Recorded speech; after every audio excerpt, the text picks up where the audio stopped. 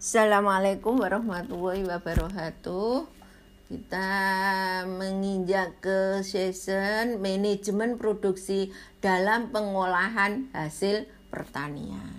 Nah, di sini manajemen produksi dalam pengolahan hasil pertanian yaitu merupakan penanganan yang lebih serius karena sangat tergantung kepada ketersediaan atau masukan, terutama bahan baku, dan kesediaan masukan, terutama kesediaan pasarnya.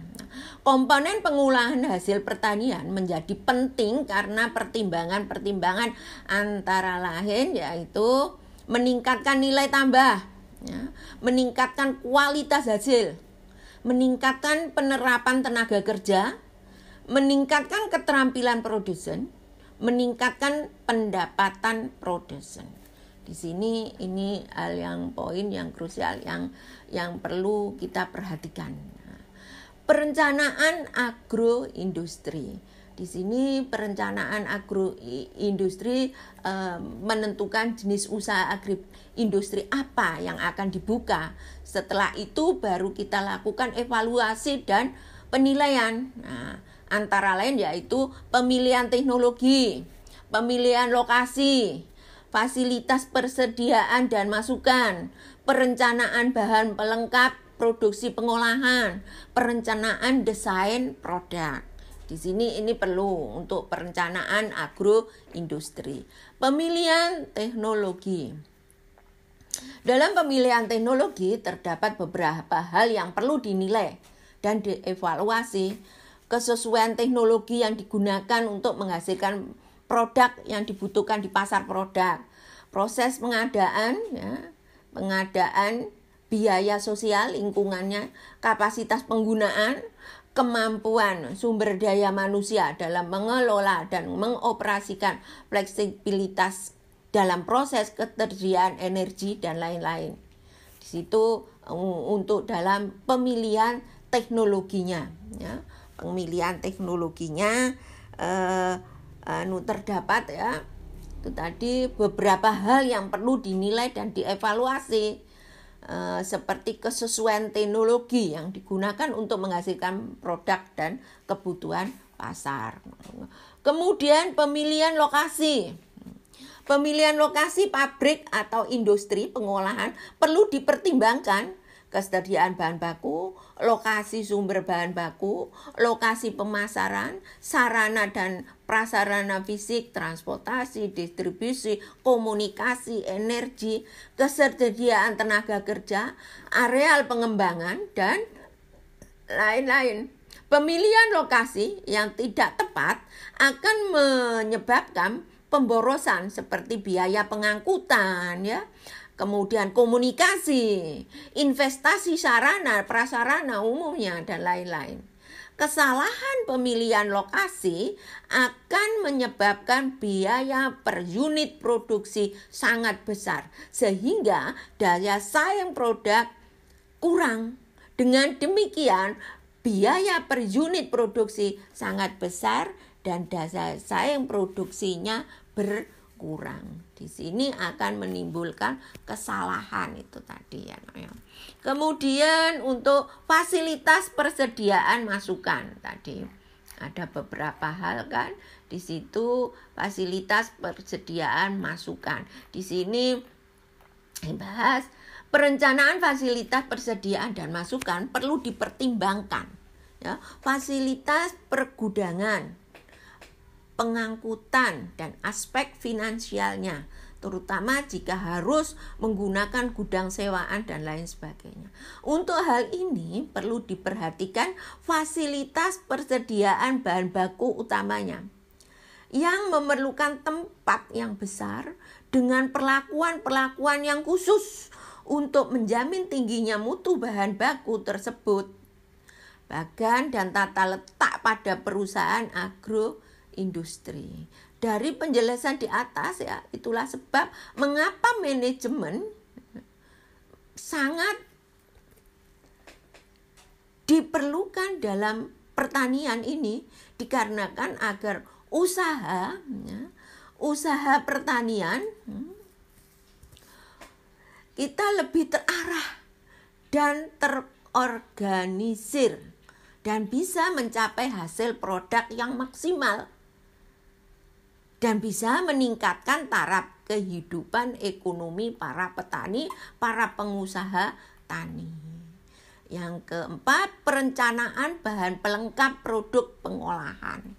Ya, sini yang keempat, bahan pelengkap produk pengolahan adalah bahan tambahan yang dibutuhkan dalam proses pengolahan. Fasilitas penyediaan untuk bahan pelengkap tersebut juga perlu direncanakan, mengingat sifat-sifat bahan pelengkap produksi pengolahan memerlukan perlakuan-perlakuan yang khusus untuk mempertahankan kualitas. Beragamnya bahan pelengkap yang dibutuhkan dalam proses pengolahan dan memerlukan penanganan yang berbeda menyebabkan pengadaan dan pengelolaannya perlu direncanakan. Pada akhir perolehan suatu perencanaan pengadaan, pengolahan, penyediaan yang efektif dan efisien. Di situ. Nah, itu fungsinya. Kemudian yang kelima, perencanaan desain produk. Desain produk sangat tergantung besar kecilnya usaha, jenis usaha, teknologi yang digunakan, intensitas penggunaan tenaga kerja atau modal, dan lain sebagainya. Desain produk menyangkut hal-hal yang berhubungan dengan perencanaan agregat, implementasi, rekayasa dan teknologi, penjadwalan produksi. Di situ perlu ya kita uraikan satu-satu. Perencanaan agregat implementasi sangat penting untuk memastikan bahwa rencana investasi yang telah dibuat dapat dijalankan. Rencana agregat implementasi tersebut merupakan tahap-tahap yang dilalui setelah keputusan investasi diambil sampai saat sebelum memenuhi produksi. Jadwal produksi menggambarkan kapan suatu tahapan produksi dilaksanakan, berapa kebutuhan bahan baku, berapa hasilnya, berapa lama, serta berapa tingkat persediaan yang aman dari setiap tahapan produksi. Rekayasa berhubungan dengan bagaimana desain produk, investasi, dan penjadwalan dapat disusun. Dan untuk kegiatan pengolahan kegiatan pengolahan ini pelaksanaan proses produksi dalam industri produksi yang telah dibuat pada tahap ini input-input yang telah direncanakan dan disediakan dimasukkan ke dalam proses produksi sesuai jadwal, jumlah, jenis, serta urutan yang telah direncanakan untuk menghasilkan output produksi yang bagus. Pengorganisasian input-input dan sarana pengolahan. Di sini pengorganisasian input-input dan sarana pengolahan. Semua sumber daya produksi baik berupa input-input maupun berupa fasilitas produksi yang diorganisasikan dengan baik sesuai dengan fungsi-fungsi masing-masing. Pengorganisasian dalam hal sumber daya manusia dapat berupa penempatan setiap personel pada posisi yang sesuai dan masing-masing personal memiliki deskripsi masing-masing kerja yang jelas. Ini pengorganisasiannya ya. Kemudian yang ketiga, pengorganisasian fasilitas produk. Ini meliputi menyusun tata letak mesin-mesin sesuai dengan tahapan produksi, menempatkan fasilitas-fasilitas pada suatu posisi yang efektif dan efisien, ya, serta pengalokasian fasilitas-fasilitas produksi berdasarkan kebutuhan. Ini 3 poin ini ya. Kemudian yang keempat, pengorganisasian input-input produksi lebih mengarah kepada alokasinya yang optimal dalam suatu sistem proses. Ada 4 poin dalam pengorganisasian input-input dan sarana pengolahan. Sudah saya jelaskan di situ. Kemudian yang kelima adalah pengawasan kegiatan pengolahan. Fungsi pengawasan telah dilakukan ya pada bagaimana mengawasi pelaksanaan rencana untuk menghindari terjadinya penyimpangan-penyimpangan yang tidak diinginkan agar proses produksi yang telah direncanakan dapat berjalan dengan baik. Fungsi pengawasan lebih menekan pada bagaimana rencana dapat berjalan sesuai dengan yang diharapkan. Yang keenam yaitu evaluasi kegiatan pengolahan.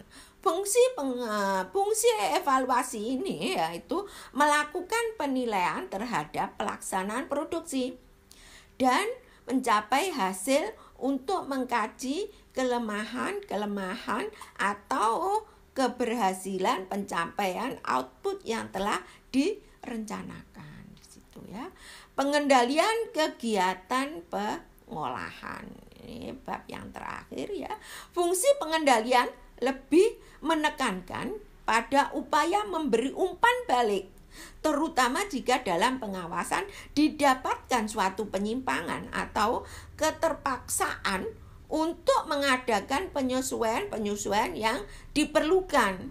Jika dari hasil evaluasi diharapkan suatu peluang kegagalan atau harus segera diadakan pengendalian untuk mengembalikan pada jalur yang benar.